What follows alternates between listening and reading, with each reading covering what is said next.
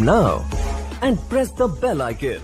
Never miss an update. नमस्कार साथियों, रीट शिक्षक भर्ती हेतु शिक्षण विधियों का मॉडल पेज लेकर आया हूं, जो कि लेवल 1 और लेवल 2 दोनों के लिए ही बेहद उपयोगी है। लगभग अधिकतर सब्जेक्टों की मेथड के क्वेश्चन हैं। टोटल 20 क्वेश्चन हैं साथियों। बहुत ही अच्छे क्वेश्चन आपको देखने को मिल जाएंगे। तो चलिए वीडियो को शुरू करते हैं। इसके पहले 2 टेस्ट ले चुका हूं शिक्षण विधियों के, नहीं देखे तो प्लेलिस्ट में जा कर के देख लीजिए मित्रों। अब टोटल 20 क्वेश्चन है, इसमें हम देखेंगे प्रश्न नंबर 1 को। अच्छे से प्रश्नों को समझकर जवाब दीजिएगा मित्रों। प्रश्न नंबर 1 है, भाषा शिक्षण में सबसे महत्वपूर्ण सिद्धांत है साहचर्य सिद्धांत, आवृत्ति का सिद्धांत, बोल चाल का सिद्धांत और लिखने का सिद्धांत। तो साथियों अगर बात करें भाषा शिक्षण में सबसे महत्वपूर्ण सिद्धांत की, तो वो है आपके आवृत्ति का सिद्धांत। आवृत्ति का मतलब क्या होता है? एक तरह से अभ्यास करने से लिया जाता है। तो कोई भी चीज़ अगर आप सीखते हो, अगर उसका अच्छी तरह से अभ्यास करते हो, आवृत्ति बार बार करते हो, तो आप उस चीज़ को आसानी से सीख सकते हो मित्रों। विकल्प नंबर 2 आपका सही है। प्रश्न संख्या 1 में शिक्षण के क्षेत्र में कितने प्रकार की पाठ योजना बनाई जाती है? 1, 2, 3, 4। तो साथियों शिक्षण के क्षेत्र में पाठ योजना बनाई जाती है 4। एक होती है आपके वार्षिक पाठ योजना, एक होती है आपके मासिक, एक होती है आपके इकाई पाठ योजना और एक होती है आपके दैनिक पाठ योजना, जिससे आप कक्षा में पढ़ाते हो, वो दैनिक होती है। तो साथियों इस प्रकार शिक्षण के क्षेत्र में जो पाठ योजनाएं बनाई जाती है उसके कितने प्रकार है? 4 प्रकार है। चौथा विकल्प ही सही है। दूसरे क्वेश्चन में पाठ्य पुस्तक का अध्ययनात्मक पक्ष है पुस्तक का आकार प्रकार, मुख पृष्ठ, जिल्द और प्राक कथन। तो ये क्वेश्चन 2016 में भी आ चुका है साथियों। अध्ययनात्मक जिसको पढ़ सकते हैं, तो पाठ्य पुस्तक का जो अध्ययनात्मक पक्ष है वो है प्राक कथन। प्राक कथन लिखा होता है पुस्तक के बारे में, तो उसको आप पढ़ सकते हो साथियों।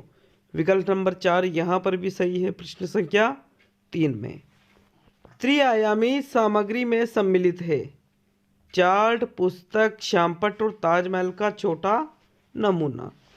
तो साथियों चार्ट दृश्य सामग्री है, पुस्तक भी आप एक तरह से दृश्य ही सामग्री मान सकते हो, श्यामपट्ट ये भी दृश्य सामग्री है, लेकिन ताजमहल का छोटा नमूना डायरेक्टली यहाँ पर दे रखा है, इसलिए ये एक त्रिआयामी सामग्री में सम्मिलित हो जाता है साथियों। विकल्प नंबर 4 सही है। प्रश्न संख्या 4 में 6 आगमन विधि में कितने शिक्षण सूत्रों का प्रयोग होता है? 4, 3, 5 और 6। तो मित्रों आगमन विधि के रूप नहीं बताना है, रूपों की संख्या तो 2 होती है, लेकिन अगर प्रश्न पूछे कि कितने शिक्षण सूत्रों का प्रयोग होता है, तो एक है पूर्ण से अंश की ओर, एक है विशिष्ट से सामान्य की ओर, एक है ज्ञात से अज्ञात की ओर, एक है उदाहरण से नियम की ओर और एक है सरल से कठिन की ओर। सरल से कठिन, उदाहरण से नियम, ज्ञात से ज्ञात, पूर्ण से अंश की ओर और विशिष्ट से सामान्य की ओर। ये 5 शिक्षण सूत्र हैं आगमन विधि के। तो साथियों विकल्प नंबर 3 आपका सही रहेगा। प्रश्न संख्या 5 में 5 ही आंसर है और विकल्प के अनुसार पूछे तो तीसरा। बच्चे को छोड़कर अन्य सभी के द्वारा लिंग भूमिकाएं ग्रहण करते हैं। तो मित्रों देखिए वो चीज़ बतानी है जो लिंग, जहाँ से उस जगह को छोड़ के लिंग भूमिकाएं ग्रहण करते हैं बच्चे, लिंग के बारे में अच्छी तरह से वहाँ से नॉलेज ग्रहण करते हैं। तो ट्यूशन को छोड़ कर के अन्य जैसे मीडिया हुई, समाजीकरण हुआ, संस्कृति है, यहाँ से लिंग भूमिकाएं ग्रहण जरूर करते हैं। प्रथम विकल्प यहाँ पर आपका सही आंसर रहेगा मित्रों। प्रश्न संख्या 6 में 7वां क्वेश्चन आपको समझना पड़ेगा क्या है, चलिए देख लेते हैं 7वें क्वेश्चन को भी। मानकीकृत परीक्षणों की आलोचना में से एक यह है कि प्रश्न पूछ रहा है कि जो मानकीकृत परीक्षण है, जो मतलब जो मान्यता प्राप्त परीक्षण है, उनकी आलोचना मतलब उसकी कमी कौन सी है कि ये एक बच्चे की क्षमता की स्पष्ट तस्वीर नहीं देते, वह मुख्य रूप से मुक्त धारा किस संस्कृति का प्रतिनिधित्व करते हैं और इसलिए पक्षपाती है, उनकी भाषा को समझना मुश्किल है और परीक्षण बड़ी अवधि पर लागू नहीं किए जा सकते हैं। तो ये लास्ट वाले तो चौथा तो बिल्कुल गलत है, तीसरा भी गलत है। यहाँ पर आप तो देखिए प्रथम और दूसरे में से ही चयन कीजिएगा। मित्रों, जो मानकीकृत परीक्षण है इनकी आलोचना यह आ रही थी कि वह मुख्य रूप से मुक्तधारा किस संस्कृति का प्रतिनिधित्व करते हैं और इसलिए पक्षपाती है। तो मित्रों, यहाँ आपका दूसरा ही विकल्प सही रहेगा प्रश्न संख्या 7 में। नेक्स्ट क्वेश्चन देखेंगे प्रश्न नंबर 8 को। आपके 8वां क्वेश्चन क्या है? तो प्रश्न नंबर 8 है, शिक्षक सीखने के लिए मूल्यांकन और सिखाने के लिए मूल्यांकन दोनों का उपयोग कर सकते हैं। किस लिए कर सकते हैं मित्रों, ये बताना है आपको। पहला प्रश्न है बच्चों की प्रगति की निगरानी करने और उनके सीखने के अंतराल को बढ़ने के लिए उचित लक्ष्य निर्धारित करने में। दूसरा विकल्प है बच्चों की प्रगति और उपलब्धि स्तर को जानने में। तीसरा विकल्प है बच्चे की सीखने की ज़रूरतों को जानने में और तदनुसार शिक्षण रणनीति का चयन करने में। और चौथा विकल्प है आवधिक अंतराल ऊपर बच्चों के प्रदर्शन का आकलन करने और उसके प्रदर्शन को प्रमाणित करने में। तो मित्रों, प्रश्न संख्या 8 का सही आंसर देना है। क्या रहेगा इसका सही आंसर कि शिक्षक सीखने के लिए मूल्यांकन और सिखाने के लिए मूल्यांकन दोनों का उपयोग किस लिए कर सकते हैं। तो साथियों, इसका जो सही आंसर आता है वो रहेगा बच्चों की प्रगति और उपलब्धि स्तर को जानने में शिक्षक सीखने के लिए मूल्यांकन और सिखाने के लिए मूल्यांकन दोनों का उपयोग कर सकते हैं। तो दूसरा विकल्प सही रहेगा प्रश्न संख्या 8 में। गणित में सीखने के प्रतिफल इसलिए विकसित किए गए हैं ताकि कि जो सीखने के प्रतिफल विकसित किए गए हैं वो क्यों विकसित किए गए हैं, ताकि वर्ष के अंत में परीक्षाओं के लिए बच्चों को तैयार किया जाए, गणना के लिए बच्चों को लघु विधियां बताई जाए, विभिन्न शैक्षणिक सर्वेक्षणों में बच्चों की उपलब्धि बढ़ाई जाए और बच्चे द्वारा हासिल किए जाने वाली कक्षावार दक्षता और कौशल को परिभाषित किया जाए। तो साथियों, सीखने के प्रतिफल क्यों विकसित किए गए, राइट आंसर बताना है आपको प्रश्न संख्या 9 में।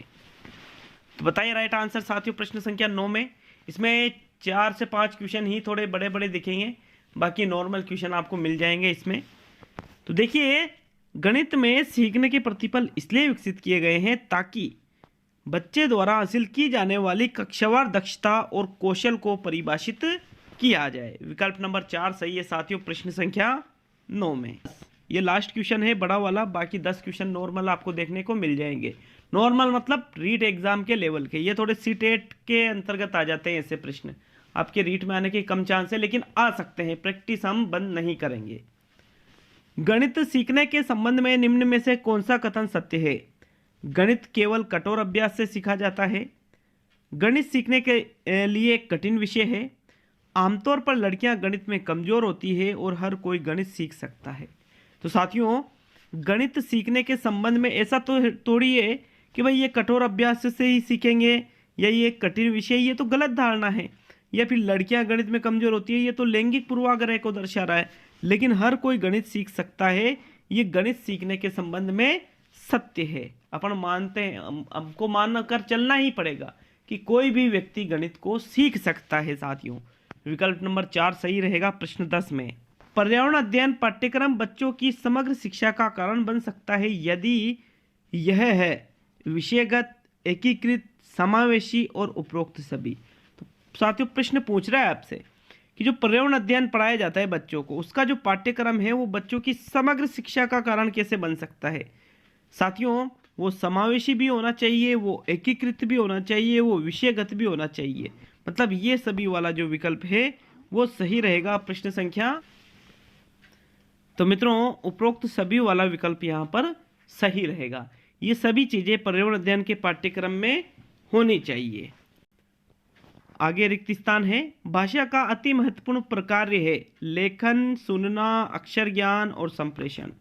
तो मित्रों, भाषा का अति महत्वपूर्ण पूछा है यहाँ पर, अति महत्वपूर्ण प्रकार, प्रकार मतलब कार्य। तो संप्रेषण दिए गए विकल्पों में से भाषा का सर्वश्रेष्ठ कार्य है या अति महत्वपूर्ण प्रकार्य है। संप्रेषण का मतलब क्या होता है? विचारों का आदान प्रदान करना। और साथियों, भाषा का सबसे महत्वपूर्ण कार्य भी क्या है? विचारों का आदान प्रदान करना। तो इसलिए सुनना, लेखन, अक्षर ज्ञान ये तो इसके छोटे भेद है, लेकिन संप्रेषण सबसे ज़्यादा महत्वपूर्ण होता है। तो विकल्प नंबर 4 सही है साथियों। प्रश्न 12, भाषा सीखने के संदर्भ में कौन सा कथन सही है? सही कथन बताना है कि बच्चे भाषा कैसे सीखते हैं। ठीक है, पहला है बच्चे विभिन्न संचार माध्यमों से ही भाषा सीखते हैं। दूसरा है बच्चों में भाषा अर्जित करने की जन्मजात क्षमता होती है। तीसरा है बच्चों में भाषा अर्जित करने की जन्मजात क्षमता नहीं होती है। और चौथा है बच्चे विद्यालय आकर ही भाषा सीखते हैं। तो ऐसा तो है नहीं कि बच्चे विद्यालय आकर ही भाषा सीखे, वो बोलना तो पहले भी जानते, मतलब कोई ना कोई भाषा का प्रयोग कर रहे हैं। अब ऐसा दूसरा है कि केवल संचार माध्यमों से ही नहीं सीखते हैं, दूसरी चीज़ों से भी भाषा सीखते हैं।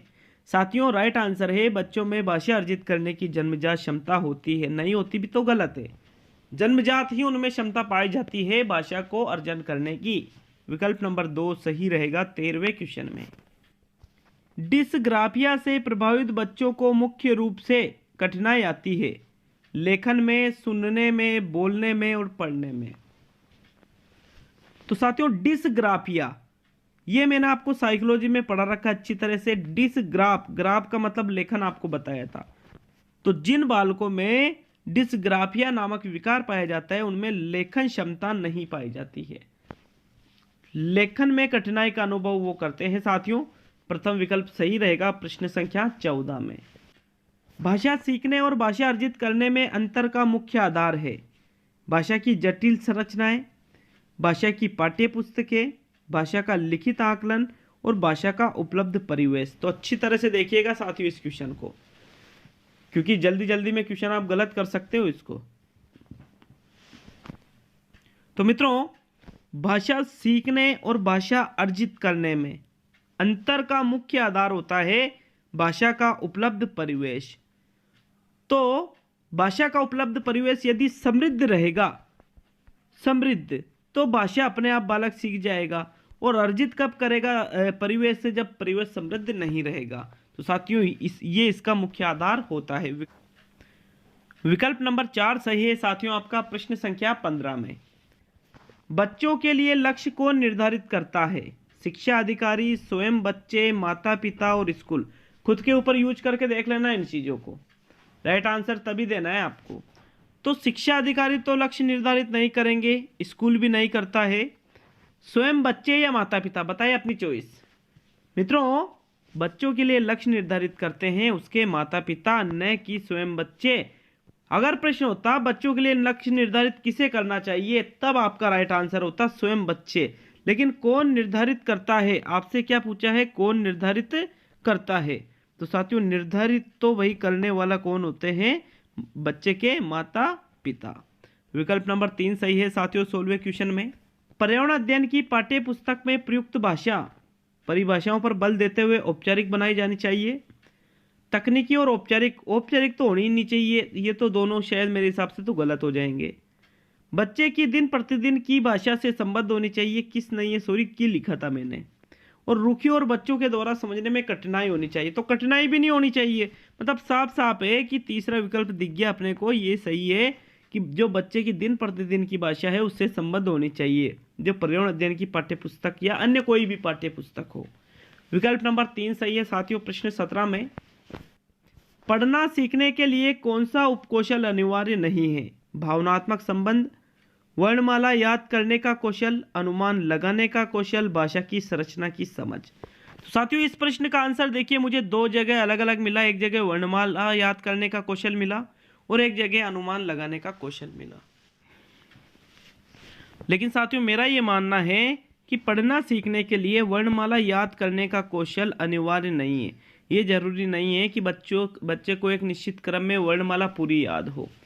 वर्णमाला याद नहीं हो और अगर वो फिर अक्षर को पहचानता है तो भी वो पढ़ना सीख सकता है साथियों। जैसे अभी आपको वर्णमाला याद नहीं है लेकिन आप अच्छी तरह से हर चीज़ को पढ़ लेते हो, तो इसलिए आप यहाँ पर आपका दूसरा विकल्प सही माना जाएगा प्रश्न 18 में।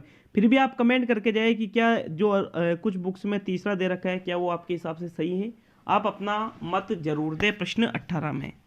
और सेकंड लास्ट क्वेश्चन है, निम्न में से किसके अभाव में हम पढ़ नहीं सकते? किसके अभाव में, मतलब वो अगर उपस्थित नहीं है, वो चीज अपने पास नहीं है या उसका ज्ञान नहीं है, तो हम पढ़ नहीं पाएंगे। लिपि से परिचय, बाराखड़ी से परिचय, वर्णमाला के क्रमबद्धता का ज्ञान और संयुक्त अक्षरों की पहचान। तो साथियों देखिए, अगर हमें लिपि से परिचय ही नहीं होगा, जैसे आपको हिंदी तो अच्छी तरह से पढ़ना आती है, लेकिन आपको कोई ऐसी भाषा आपके सामने दे दी जाए जिसकी लिपि आप समझते नहीं हो, जैसे आपको गुजराती दे दे, जैसे आपको पंजाबी दे दे, जो आपको पढ़ना नहीं आती है, तो फिर आप उस चीज को नहीं पढ़ पाओगे साथियों। लेकिन अगर उसको आप अपने देवनागरी लिपि मतलब हिंदी में लिखा, तो आप उसको अच्छी तरह से पढ़ सकते हो।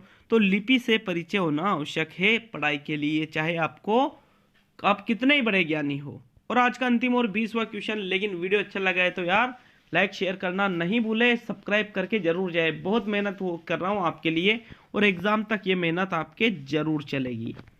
भाषा और विचार के संबंधों की चर्चा में अग्रणी है पियाजे, स्किनर, चोम्स्की और वाइगोत्स्की। तो साथियों भाषा और विचार के संबंधों की जो चर्चा है, इसमें अगर अग्रणी की अगर हम बात करें तो वो है नोम चोम्स्की। विकल्प नंबर 3 सही है साथियों प्रश्न 20 में। तो आज के 20 क्वेश्चन हो चुके हैं। बहुत बहुत धन्यवाद सभी साथियों का वीडियो को पूरा देखने के लिए।